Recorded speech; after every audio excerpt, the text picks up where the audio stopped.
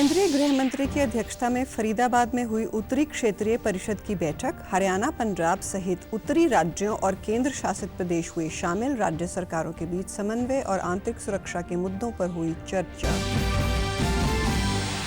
मुख्यमंत्री ने क्षेत्रीय परिषद की बैठक के बाद कहा, पंजाब से नहीं मिल रहा अपने हिस्से का पूरा पानी। पंजाब विश्वविद्यालय में योगदान करना चाहती है सरकार।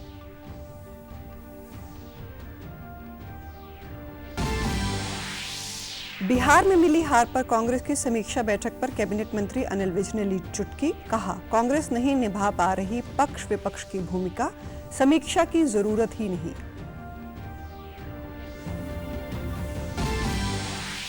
और दिल्ली ब्लास्ट मामले में नूंह से 2 और लोगों की हुई गिरफ्तारी। अल फलाह यूनिवर्सिटी में एक इलेक्ट्रीशियन के तौर पर कर चुका है काम। करीब 200 लोग एजेंसियों की रडार पर। नमस्कार, मैं हूं शैली तनेजा। अब समाचार विस्तार से।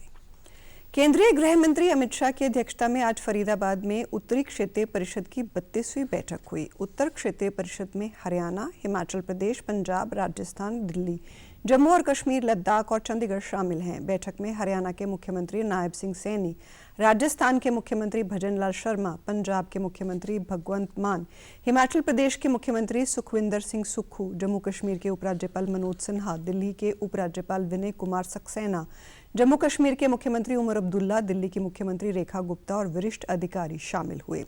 बैठक में राज्य सरकारों के बीच समन्वय, जल बंटवारे के मुद्दे और विकास कार्यों पर चर्चा हुई। मुख्यमंत्री नायब सिंह सैनी ने बैठक की मेजबानी हरियाणा को देने के लिए गृह मंत्री अमित शाह का आभार जताया। उन्होंने कहा कि देश की प्रगति के लिए राज्यों के बीच सतत सहयोग होना अति महत्वपूर्ण है। हरियाणा लगातार दिल्ली को उसके हिस्से से अधिक पानी दे रहा है, वहीं हरियाणा को पंजाब से अपने हिस्से का पूरा पानी नहीं मिल रहा। उन्होंने कहा कि हमें पूरा पानी मिलेगा तो राजस्थान को भी उसके हिस्से का पूरा पानी मिल सकेगा। हरियाणा सरकार पंजाब विश्वविद्यालय में अपना योगदान करना चाहती है। हरियाणा के कुछ कॉलेज अगर पंजाब विश्वविद्यालय से संबंधित हो जाएं तो हमारे विद्यार्थियों और विश्वविद्यालय दोनों को लाभ होगा। वित्तीय सेवा विभाग द्वारा जारी दिशा निर्देशों की अनुपालन करते हुए हरियाणा के प्रत्येक छोटे से छोटे गांव में भी बैंकिंग सुविधा दी जा चुकी है। कैबिनेट मंत्री अनिल विज ने बिजनेसमैन रॉबर्ट वाड्रा के बिहार में दोबारा चुनाव करवाने के बयान पर प्रतिक्रिया दी है। अनिल विज ने कहा कि रॉबर्ट वाड्रा बिहार की जनता और प्रजातांत्रिक व्यवस्था का अपमान कर रहे हैं। वाड्रा को कांग्रेस और लालू की पार्टी की हार हजम नहीं हो रही। रॉबर्ट वाड्रा बिहार की जनता का अपमान कर रहे हैं, प्रजातांत्रिक व्यवस्था का अपमान कर रहे हैं। प्रजातंत्र में जनता का जो फैसला होता है उसको मानना होता है। कांग्रेस को, लालू की पार्टी को जो धूल चटाई है वो इनको हजम नहीं हो रही है, इसलिए ये इस प्रकार की बातें कर रहे हैं। कैबिनेट मंत्री ने महबूबा मुफ्ती के उस बयान पर भी प्रतिक्रिया दी जिसमें उसने दिल्ली लाल किले के बाहर हुए ब्लास्ट को कश्मीर की आवाज बताया था। विज ने कहा कि महबूबा मुफ्ती पहले भी आतंकवाद का समर्थन करती थी। महबूबा मुफ्ती उग्रवादियों की मां है। कश्मीर की आवाज सुनाने के लिए क्या आतंकी देश के कोने कोने में बम ब्लास्ट करेंगे? महबूबा मुफ्ती ये कहती है कि दिल्ली लाल किले पर जो उग्रवादी घटना हुई है, जहां जो उग्रवादी मॉड्यूल था जो वो करने वाले थे, तो वो उग्रवाद का समर्थन कर रहे हैं। वास्तव में तो ये उग्रवादियों की मां है जो इतनी बड़ी घटना को कश्मीर की आवाज बता रही है। इसका मतलब कश्मीर की आवाज सुनाने के लिए तुम देश में जगह जगह पर बम विस्फोट करोगे। महबूबा मुफ्ती पूरी तरह से इस देश की भावना के विरुद्ध बात कर रही है। बिहार में मिली हार पर कांग्रेस की समीक्षा बैठक करने पर विज ने चुटकी लेते हुए कहा कि कांग्रेस को समीक्षा करने की जरूरत नहीं है। कांग्रेस में नकली और झूठे नेता हैं जिनके ऊपर जनता कतई विश्वास नहीं करती है। ये ना तो विपक्ष की भूमिका निभा पा रहे हैं और ना ही जिन प्रदेशों में कांग्रेस सरकार है वहां पक्ष की भूमिका निभा रहे हैं। ये नकली नेता हैं, झूठे नेता हैं, इनके ऊपर आज देश की जनता कोई विश्वास नहीं करती है। ये काम नहीं करते हैं। ये ना तो विपक्ष की भूमिका को अच्छी तरह से निभा पाते हैं और ना ही जिन प्रदेशों में इनकी सरकार है वहां पर सत्ता पक्ष की भूमिका को निभा पाते हैं। और भारतीय जनता पार्टी की जो सरकारें हैं वहां पर जो काम हो रहे हैं बिहार के लोगों ने उनको देखा है, इसलिए उन्होंने भाजपा को और नीतीश कुमार की जोड़ी को पसंद किया। दिल्ली ब्लास्ट केस में जांच एजेंसियों ने रविवार को नूह के हयात कॉलोनी से 2 लोगों को गिरफ्तार किया है। आरोपियों के नाम रिजवान और शोएब हैं। शोएब अल फलाह यूनिवर्सिटी में इलेक्ट्रीशियन के तौर पर काम कर चुका है। जांच में सामने आया है कि अल फलाह यूनिवर्सिटी से जुड़े तीनों आतंकियों के संपर्क में आए करीब 200 लोग एजेंसियों की रडार पर हैं। हिदायत कॉलोनी के उस मकान की भी पुलिस ने घेराबंदी कर ली है जहां आतंकी उमर लगभग 10 दिनों तक किराए पर रुका था। ये मकान अफसाना नाम की महिला का बताया जा रहा है। पकड़ा गया आरोपी शोएब अफसाना का जीजा है। उसने ही आतंकी उमर को किराए पर कमरा दिलवाया था। वहीं दूसरा आरोपी रिजवान महिला का भाई बताया जा रहा है।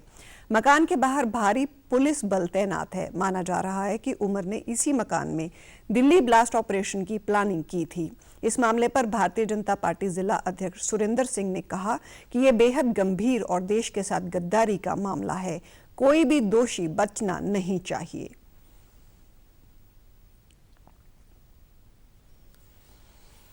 जांच चल रही है और जिन लोगों का भी हाथ है उन लोगों को, वैसे तो दुर्भाग्य का विषय है, ऐसे लोगों को सजा मिलनी चाहिए और ऐसे लोगों को अपने मेवात में कोई स्थान नहीं है। उनको तुरंत, मैं सरकार से भी डिमांड करता हूं, ऐसा व्यक्ति कोई भी यहाँ पर रहना नहीं चाहिए और उसको तुरंत उनका इलाज करना चाहिए, उनको सजा देनी चाहिए।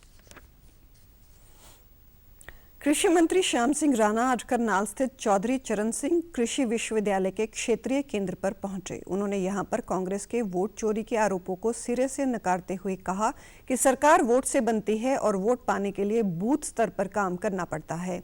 मतगणना के दिन हर बूथ पर पार्टियों के पोलिंग एजेंट बैठते हैं। अगर मतगणना के दिन कांग्रेस के पास एजेंट नहीं है तो इसका मतलब उसके पास कार्यकर्ता नहीं है।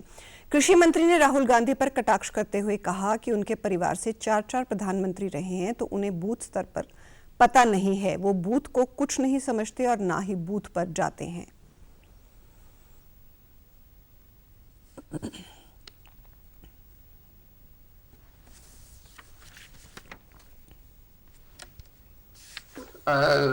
राहुल गांधी जी आरोप लगा रहे, उसकी जानकारी ना होने की वजह से अब पार्टी कमजोर होगी। अब ये बातें कहने का अपना काम नाच न जाने आंगन टेढ़ा, मतलब वो जानकारी भी है, संगठन की जानकारी नहीं है, जमीनी लेवल उनका कोई ज्ञान नहीं, इसलिए वो आरोप लगाते हैं। और मैं कहता हूं अगर कोई आदमी किसी को चोर कहे, वो चोर है कि नहीं उससे उसको कोई नहीं फर्क पड़ता, लेकिन जो उसके अंदर से आवाज आती है चोरी की, वो जो भाव है उस भाव से उसको नुकसान होता है। वो भाव आने से उसकी पार्टी कमजोर होगी और वो भी कमजोर हो जाएगा। ये भाव ही गलत है। कृषि मंत्री ने कहा कि सरकार का प्रयास है कि किसान की आमदनी बढ़े। इसके लिए किसानों को बागवानी, पशुपालन और मछली पालन करने के लिए प्रोत्साहित किया जा रहा है। सरकार मोटे अनाज की अधिक पैदावार पर ज्यादा जोर दे रही है ताकि लोगों की सेहत ठीक रहे। कृषि मंत्री ने ये भी कहा कि ऑर्गेनिक खेती को भी बढ़ावा दिया जा रहा है। जैविक खेती के लिए गोबर का देसी खाद तैयार करने के लिए सरकार देसी गायों पर 30,000 का अनुदान भी दे रही है। जैविक खेती की मार्केटिंग के लिए गुरुग्राम और हिसार में ऑर्गेनिक अनाज की मंडियां बनने जा रही हैं। किसान की आमदन ज़्यादा से ज़्यादा बढ़े, ये प्रयास करती है सरकार दूसरे पार्क साथ लगा के। जैसे एनिमल है, पशुपालन है, मच्छी पालन है, और एग्रीकल्चर में मोटा अनाज ज़्यादा हो जिससे सेहत ठीक रहे। 1 एकड़ के किसान को सुविधा दी है। देसी गाय के गोबर से जीवामृत तैयार होता है, तो देसी गाय के लिए 30,000 रुपये का अनुदान सहायता तो उसको सब्सिडी के रूप में देंगे, और 1 एकड़ की खेती जो करेगा। और कितने किसान ऐसे छोटे किसान हैं जो इस चीज में बढ़ावा देगा, तो उनकी सेहत भी ठीक रहेगी और देश की सेहत भी ठीक रहेगी। इसके लिए मंडियां भी बनाना जरूरी है। चौथे inter school sports meet Palwal के एसपीएस इंटरनेशनल स्कूल में शुरू हो गई है। खेल मंत्री गौरव गौतम ने स्पोर्ट्स मीट का शुभारंभ किया। इस अवसर पर अंतर्राष्ट्रीय महिला पहलवान गीता फोगाट भी मौजूद रहीं। इस अवसर पर खेल मंत्री ने कहा कि इस स्पोर्ट्स मीट में हरियाणा और उत्तर प्रदेश सहित 8 जिलों के लगभग 2500 खिलाड़ी भाग ले रहे हैं। 3 दिवसीय खेल प्रतियोगिता में खो-खो, योगा, कबड्डी, तैराकी, volleyball, athletics, taekwondo, long jump सहित अन्य खेल शामिल हैं।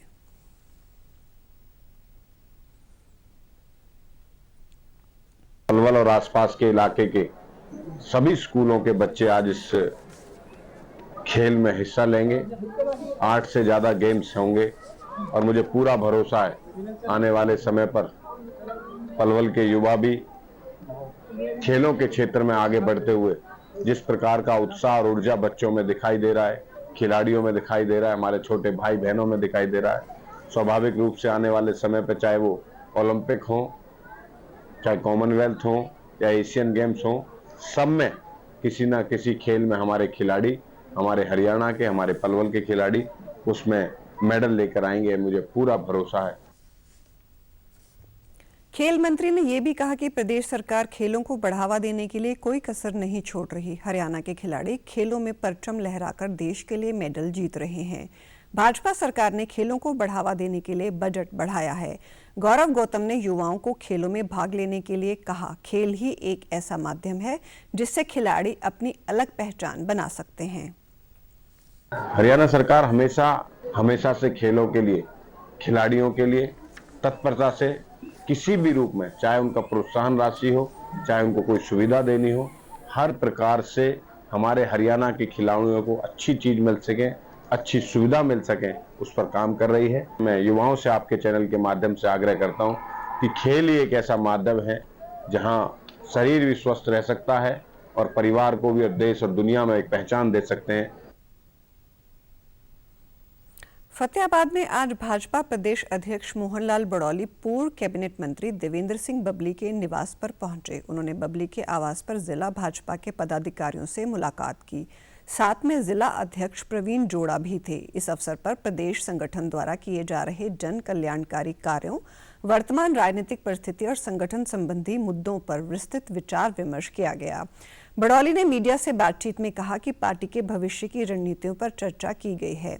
मुख्यमंत्री द्वारा टोहाना में घोषित मेडिकल कॉलेज सहित सभी घोषणाओं को पूरा किया जाएगा। उन्होंने कांग्रेस पर निशाना साधते हुए कहा कि कांग्रेस धीरे धीरे खत्म हो रही है। मंत्री हैं भारतीय जनता पार्टी के अनेक कार्यकर्ता हूँ, सब कार्यकर्ताओं से आज मिलना हुआ है, बहुत अच्छा लगा। और अब आपस की कार्यकर्ताओं का ये परिवार है और अपने परिवार में ये अपने आदमी का आना हुआ है, तो ये नई बात नहीं है, ऐसे हम मिलते रहते हैं। अब तो वोट चोरी की बात ही नहीं रही, जनता ने तो कांग्रेस को ही चोरी कर दिया। अब तो कांग्रेस जो है ना वो चोरी हो जाएगी इस देश से, और कांग्रेस नाम की जो राजनीतिक पार्टी है वो बिल्कुल जड़ मूल से खत्म हो जाएगी। तो भी घोषणाएं हमारे पूर्व मुख्यमंत्री ने करी वो सारी पूरी होंगी। थोड़ा समय लग सकता है, देर हो सकती है, अंधेर नहीं होगा, जरूर लागू होगा। वहीं पूर्व कैबिनेट मंत्री देवेंद्र सिंह बबली ने प्रदेश अध्यक्ष से मुलाकात के बाद कहा कि टोहाना के विकास और संगठन से जुड़े मुद्दों पर चर्चा हुई और मेडिकल कॉलेज की जमीन विभाग को सौंप दी गई है, जिस पर निर्माण कार्य शीघ्र शुरू होगा। क्योंकि पिछले करीबन 15 से 20 दिन पहले मैं माननीय मुख्यमंत्री से मिला था और वो 8 एजेंडों पे जो हमारे पेंडिंग थे, जो हमने जब मनोहर लाल जी मुख्यमंत्री होते थे, जब यहाँ टोहाना में उनका आगमन हुआ था, वो सारे काम लगभग सुचारू रूप से आज चले हुए हैं। 8 मांगे थी, उनमें सबसे पहली मांग यही थी कि हमारा मेडिकल कॉलेज इसकी घोषणा हुई थी और जिसकी ज़मीन डिपार्टमेंट को दे दी गई थी और उसका एफडी से भी और टेक्निकल उसका अप्रूवल आ चुका था। उसको जल्द शुरू कराने के लिए माननीय मुख्यमंत्री ने आश्वस्त किया है और अगले हफ्ते 10 दिन में उसकी दूसरी मीटिंग मुझे भी चंडीगढ़ बुलाया है बैठ के करके, और हमारे जो पदाधिकारी हैं गणमान्य लोग उनको साथ लेकर जाऊँगा मैं और उसको करके जल्दी माननीय मुख्यमंत्री जी का जब यहाँ आगमन होगा टोहाना में तो उनके कर कमलों से उसको शुरू कराने का हम काम करेंगे। भाजपा जिला अध्यक्ष प्रवीण जोड़ा ने मोहनलाल बड़ौली से मुलाकात के बाद कहा कि संगठन मजबूती से काम कर रहा है। भाजपा कार्यकर्ता जनता तक सरकार की योजनाओं को पहुंचा रहे हैं ताकि वो लाभ प्राप्त कर सकें। जानकारियां जैसे रूटीन की होती है, अभी अभी नई बिहार की जीत हुई है तो मैं उसके लिए भी यहाँ मौजूद सभी कार्यकर्ताओं को बधाई शुभकामनाएं देता हूँ। आज अध्यक्ष जी से मेरी बात हुई थी, उन्होंने मुझे आश्वस्त किया कि आज शाम तक पोजीशन क्लियर हो जाएगी। तो तकनीकी कारण जो विभाग की नॉलेज में ही है। लौह पुरुष सरदार वल्लभ भाई पटेल की जयंती के 150 वर्ष पूर्ण होने पर हिसार में यूनिटी मार्च का आयोजन किया गया। जन स्वास्थ्य अभियांत्रिकी और लोक निर्माण मंत्री रणबीर गंगवा ने एकता मार्च को हरी झंडी दिखाकर रवाना किया। एकता मार्च का समापन संत आजाद नगर स्थित कबीर छात्रावास में हुआ। युवाओं को संबोधित करते हुए कैबिनेट मंत्री ने कहा कि एकता ही हमारी सबसे बड़ी ताकत है। सामूहिक प्रयास ही राष्ट्र की दिशा तय करता है। हरियाणा की धरती सदैव पराक्रम और एकता की मिसाल रही है। उन्होंने कहा कि हम देश की अखंडता, संविधान और लोक मूल्यों की रक्षा करेंगे। हम राष्ट्र को नई ऊंचाइयों तक ले जाने में योगदान देंगे। सरदार पटेल की 150वीं जयंती केवल उत्सव नहीं बल्कि राष्ट्र के प्रति अपनी जिम्मेदारी का स्मरण है।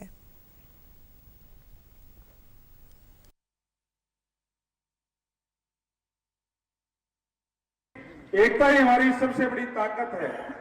सामूहिक प्रयास ही राष्ट्र निर्माण की दिशा तय करता है और देश पहले मैं बाद में, यही भावना हमें आगे बढ़ाती है। इस साल में आज आयोजित इस एकता मार्च में हमारे इस विश्वास की और मजबूत करता है कि हरियाणा की धरती सदैव देशभक्ति, पराक्रम और एकता की मिसाल रही है कि हम अपने कर्तव्यों को सर्वोपरि मानकर राष्ट्र को नई ऊंचाइयों तक ले जाने में योगदान देंगे। और अंत में मैं सिर्फ यही कहना चाहता हूं कि सरदार पटेल की 150वीं जयंती केवल उत्सव नहीं बल्कि राष्ट्र के प्रति हमारी जिम्मेदारी का स्मरण है। लौह पुरुष सरदार वल्लभ भाई पटेल की 150वीं जयंती के उपलक्ष्य में रविवार को सोनीपत में पदयात्रा का आयोजन किया गया। इस कार्यक्रम का आयोजन माय भारत युवा कार्यक्रम एवं खेल मंत्रालय, भारत सरकार तथा जिला प्रशासन सोनीपत के संयुक्त तत्वाधान में किया गया। 12 किलोमीटर लंबी ये पदयात्रा राजकीय वरिष्ठ माध्यमिक विद्यालय बरोटा से सोनीपत के परशुराम चौक तक आयोजित की गई। कार्यक्रम के दौरान स्कूली बच्चों द्वारा देशभक्ति से ओतप्रोत सांस्कृतिक प्रस्तुतियां दी गई, जिनमें देशभक्ति गीतों पर किए गए नृत्य प्रमुख रहे। पूरा परिसर देशभक्ति के जय घोषों से गूंज उठा। पदयात्रा का शुभारंभ विशिष्ट अतिथियों द्वारा सरदार वल्लभ भाई पटेल के चित्र पर पुष्प अर्पित कर किया गया। पदयात्रा के दौरान युवाओं, महिलाओं एवं बच्चों का उत्साह देखते ही बनता था। युवाओं ने भारत माता की जय, वंदे मातरम जैसे नारों से वातावरण को पूर्णतः देशभक्ति से सरोबार कर दिया। युवाओं में देशभक्ति, राष्ट्रभक्ति, एकता तथा राष्ट्र के प्रति समर्पण की भावना को जागृत करने के उद्देश्य से निकाली गई ये यात्रा सफलतापूर्वक परशुराम चौक पर संपन्न हुई। सोनीपत विधायक निखिल मदान ने इस अवसर पर कहा कि सरदार वल्लभ भाई पटेल ने पूरे देश को एक सूत्र में पिरोने का ऐतिहासिक कार्य किया। एकता पदयात्रा के माध्यम से युवाओं को जागृत किया जा रहा है। पूर्व कैबिनेट मंत्री कविता जैन ने कहा कि सरदार वल्लभ भाई पटेल का जीवन राष्ट्र निर्माण और अटूट दृढ़ता का प्रतीक है। जिला अध्यक्ष अशोक भारद्वाज ने कहा कि युवाओं को सरदार पटेल के जीवन से प्रेरणा लेकर राष्ट्र निर्माण में सहयोग करना चाहिए। धर्म क्षेत्र कुरुक्षेत्र में आयोजित अंतर्राष्ट्रीय गीता महोत्सव को देखने के लिए बड़ी संख्या में पर्यटक पहुंच रहे हैं। पर्यटक ब्रह्म सरोवर पर आयोजित शिल्प और सरस मेले में खूब खरीदारी कर रहे हैं। हरियाणवी लोक संगीत और विभिन्न राज्यों के उत्पादों के स्टॉल के एक ही जगह पर होने से ब्रह्म सरोवर का तट एक लघु भारत के रूप में नजर आ रहा है। मेले में प्रदेश सहित विभिन्न राज्यों के लगभग 700 दुकानदारों ने स्टॉल लगाए हैं। दुकानदारों का कहना है कि वे अपने राज्य से बहुत अच्छे उत्पाद लेकर आए हैं। इनको खरीदने में खरीदार बड़ी रुचि ले रहे हैं। हर कोई यहाँ पे आम यहाँ लेके आए कि आप देख सकते हो, यहाँ से स्टॉल में शॉल में हर कोई वैरायटीज मिलेगा। यहाँ कम से कम 15-16 साल हुआ यहाँ पे आते हुए, हर साल लगाता है, कभी ये स्टॉल मिलता है, कभी वो स्टॉल मिलता है। बेस्ट काम, बढ़िया चीज रहता है। हम गुजरात से आए हैं। ये सभी बेडशीट्स वगैरह, कुशन्स वगैरह, दीवान सेट, सोफा सेट्स, ये सभी लेकर आते हैं। पैचवर्क का होता है सारा काम हमारा, पैचवर्क में लेकर आते हैं सारा कुछ ये, और बहुत अच्छी आइटम होती है। हमारे पास 500 से लेके और 10,000 तक के आपको बेडशीट्स मिल जाएंगे, और बहुत अच्छी अच्छी वैरायटी होती है। सारा हाथ का वर्क होता है बेडशीट का, और बहुत आपको बहुत अच्छा लगेगा, लुक बहुत अच्छी अच्छी आती है हमारे पास। महोत्सव में आए पर्यटकों का कहना है कि इस मेले में एक ही जगह पर विभिन्न प्रकार का सामान उपलब्ध है। इससे जरूरत का सामान खरीदने में आसानी होती है। मेले में देश के अन्य राज्यों की लोक संस्कृति देखने को भी मिल रही है। महोत्सव यहाँ पे बहुत ज्यादा भीड़ आपको दिखाई दे रहा होगा, और साइड में बहुत सारे स्टॉल लगे हुए हैं, खाने पीने का सामान, बच्चों के कपड़े, और जो भी है बहुत सारी कलाकारी की चीजें भी हैं जो बच्चों को बहुत ही कुछ सिखा रही हैं। और हमारा सौभाग्य है कि शिक्षा विभाग ने हमें अवसर प्रदान किया। आज हम यहाँ पर गीता जयंती के महोत्सव में यहाँ पर एक मेला लगा हुआ है, वहाँ पर आए हैं। यहाँ हमें बहुत मजा आ रहा है। यहाँ पर हम अपनी हरियाणवी धरोहर के बारे में जानकारी प्राप्त कर रहे हैं। हम यहाँ शाम 7 बजे के आसपास तक यहीं रहेंगे, और यहाँ पे हमें बहुत मजा आ रहा है। यहाँ पे बच्चों के लिए खेलने के लिए चीजें, हमें बहुत मजा आ रहा है। नाचने कूदने के लिए भी है, खरीदने के लिए भी है, और यहाँ पे खाने पीने के लिए बहुत कुछ मिल रहा है हमारे लिए, और यहाँ पे बहुत मजा आ रहा है। यहाँ पे नाच गाना भी हो रहा है। प्रदेश में ठंड और धुंध बढ़ने लगी है। धुंध के कारण सड़कों पर हादसे भी हो जाते हैं। सड़क हादसे ना हो, इसको लेकर यमुनानगर पुलिस लोगों को जागरूक कर रही है। वाहन चालकों को यातायात नियमों के बारे में पुलिसकर्मी बता रहे हैं। यमुनानगर पुलिस अधीक्षक कमलदीप गोयल ने बताया कि रोटरी क्लब के सहयोग से ऑटो, ट्रॉली एवं अन्य वाहनों पर रिफ्लेक्टर लगाए जा रहे हैं ताकि सड़क हादसे ना हो। उन्होंने बताया कि कोशिश की जा रही है कि धुंध पड़ने से पहले लगभग सभी वाहनों पर रिफ्लेक्टर लग जाएं। धुंध में बिना रिफ्लेक्टर के वाहन चलाने से हादसे हो जाते हैं। उन्होंने बताया कि कई बार सड़कों के किनारे खराब हुए ट्रक खड़े होते हैं जिन पर रिफ्लेक्टर नहीं लगे होते। इनमें तेज रफ्तार वाहन टकराने से भी हादसे होते हैं। ऐसी दुर्घटनाएं ना हो, इसके लिए वाहनों पर रिफ्लेक्टर लगाना जरूरी होता है। इसके साथ साथ राइडर की ड्रेस भी ऐसी होगी जो दूर से चमक सके। जो धुंध के मौसम में सबसे ज़्यादा जो दिक्कत आती है, मैंने देखा है, जिसकी वजह से बड़े सीरियस एक्सीडेंट भी हो जाते हैं, तो इस स्थिति में अक्सर ये होता है कि वो उस खड़े ट्रक के अंदर वाहन टक्कर मार देते हैं और उसमें प्राय बहुत ज़्यादा कैजुअलिटीज़ होती है। तो इस स्थिति को रोकने के लिए कि ऐसी सिचुएशन हमारे ज़िले में ना हो, तो हमने ये 10 स्पेशल राइडर्स आज से चलाने का फैसला किया है। इनको कुछ हमने साधन भी दिया सबके पास, जैसे ये आप लाइट बार से ये देख सकते हैं, 2-2 हम इनको ये रिफ्लेक्टिव ट्रायंगल्स जो हैं ये भी हमने दिए। एक तो ये उस ट्रक के दोनों तरफ अपने आप को खड़ा कर लेंगे, एक आगे हो जाएगा एक पीछे, और जो ट्रायंगल्स है ये भी सड़क के ट्रक के आगे और पीछे रख दिए जाएंगे, और जो भी वाहन आ रहे हैं उनको दूर से इंडिकेट करते रहेंगे कि यहाँ पे ट्रक खराब हुआ खड़ा है, ताकि जो हादसा है उसको बचाया जा सके।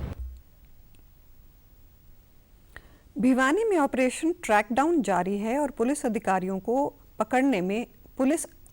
को पकड़ने में जुटी है। भिवानी में पुलिस ने 2 करोड़ की फिरौती मांगने के आरोपी को गिरफ्तार किया है।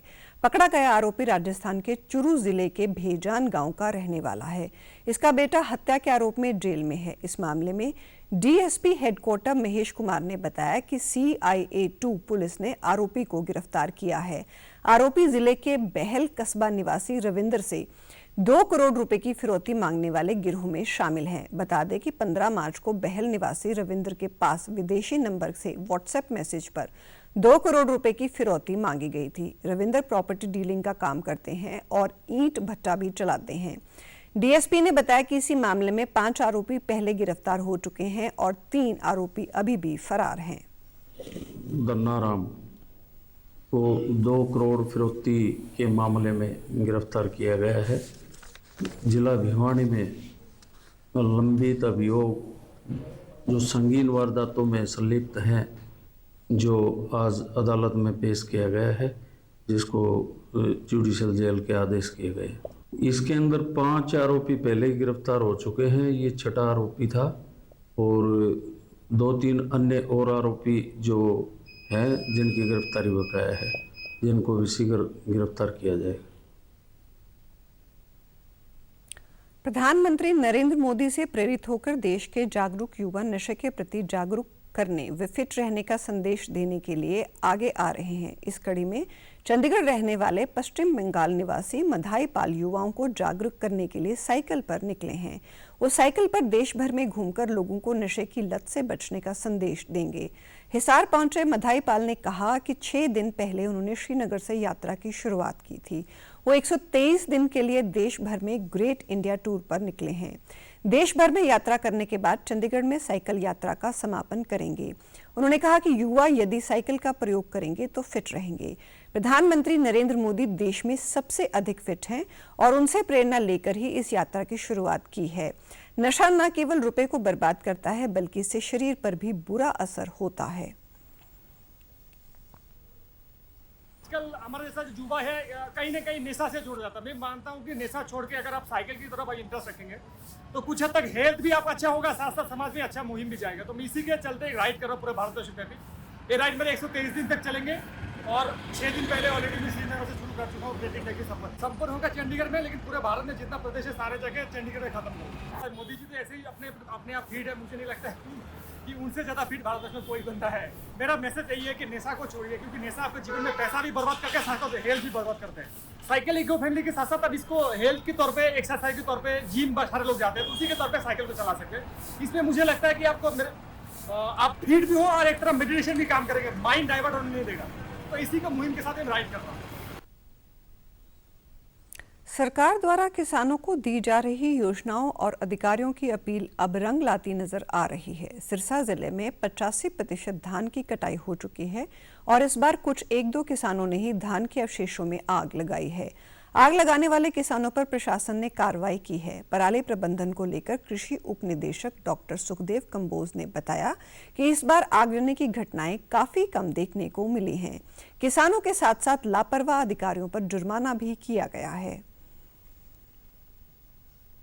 जिला सिरसा के अंदर 3,91,000 एकड़ के अंदर धान की रोपाई की गई थी, जिनमें से लगभग 85% हमारी हार्वेस्टिंग हो चुकी है।